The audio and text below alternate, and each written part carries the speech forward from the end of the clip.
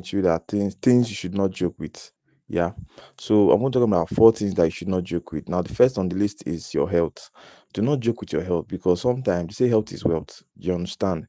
If you know you have been not feeling fine, especially stress, when you know, I think that's one of the prevailing things in our today's economy where people are doing multiple jobs just to make a living or to make ends meet. If you know you are stressed, please try and relax. You understand? Because at the end of the day, if you are not alive to enjoy the money that you work so hard for, what's not the essence of everything? You understand? So please do not joke with your health. If you are feeling symptoms, you're not feeling fine, please. Or if you're especially stressed, if you're really stressed, please just take time out of your busy schedule and just have some a nap, rest, and take care of yourself. You get to not joke with your health. The second thing I would advise you should not joke with is your education.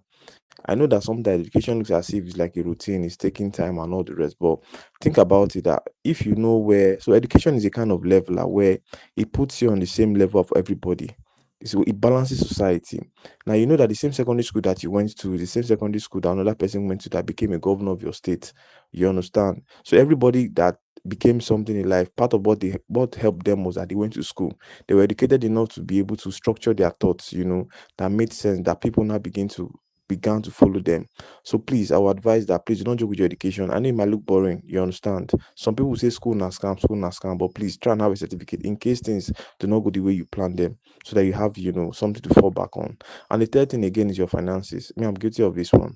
Finances in the sense that sometimes you might find yourself in such a place where you're always having expenses. You're finding it hard to save because it's like the system is working against you. Every opportunity you try to want to save, you find out that expenses are just there taking over, the monies that you have saved. So sometimes our advice, try and learn how to talk about finances. Try and meet persons that are good, they are financially savvy. What I mean by savvy is that people that understand finances. Try and reach out to them and talk to them about it. You never can tell. They may have one or two things that chip, your way, and then it makes you a better person with your finances. So please do not joke with your finances. And last but not least is communication. Communication is about giving out information and getting feedback. You understand? Try as much as possible to be a good communicator. What I mean by that is that try as much as possible to be able to talk to people in a manner and way they will understand and give you the feedback you want. If, for instance, you say somebody good morning, the response from that person should be good morning, how are you doing? Depending on the person. If it's an elderly person, the person will say, oh, my son, my daughter, how are you? Or if someone that's a contemporary, like, good morning, sir, good morning. Do you understand? Try as much as possible to make yourself communicate in such a way that is very simple for people to understand you. Do not be very ambiguous. Ambiguity means that you're making it look as if you are intelligent. Fine.